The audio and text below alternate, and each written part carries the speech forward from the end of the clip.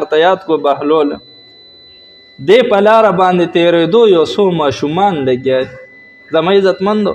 نن سبا هر کس وایي که نه دا پلانکې ماشوم دی داسې نن سبا ماشوم نشته ماشوم د غټو نه زیات هوښیار نو کله چې دا بهلول په یو ځای باندې تېرېږي څو ماشومان د خپلو کې لوبې لګولې دي ماشومان لوبې لګوي ماشومان لګیا دي لوبې لګولې دي سیټ ته یې وکتو یو ماشوم ناست دا بهلول ورته بچی ولې ته دې سره لوبې نه لګې وی بابا مونږ خو الله پاک د لوبو دپاره نه یو رالیږلي چې مونږ د دنیا کې لوبې ولګو بهلول وی زه حیران شوم چې ماشوم ته وګوره دومره هوښیاره خبرې ته وګوره نو وی ما ورته ویل چې څه لږ نصیحت راته وکړه ماشوم ته وایي چې نصیحت راته وکړه وی هغه راته ویل چې نصیحت دا دی چې الله پاک پیژندل دي بس که الله پاک مونږ وپېژندو نو مونږ به په جنت کې بیا ډېرې لوبې کوو وی ما ورته ویل چې بچې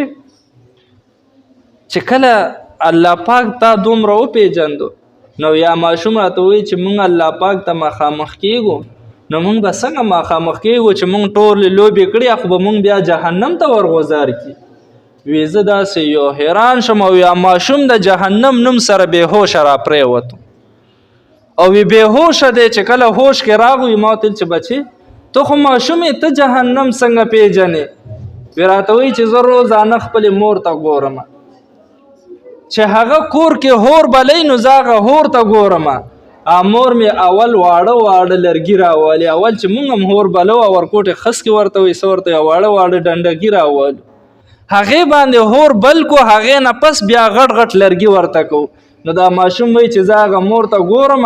چې هغه واړه لرګي کېدي هغې نه پس بیا غټ هسې نه چې الله پاک د قیامت په ورځ دا جهنم چې کله هور بلی نو هسې نه چې مونږ ماشومان ډومبې کې هور را باندې بلکې بیا را باندې غټ روبه زما عزتمندو ماشومان داسې پکار دي ذهن جوړول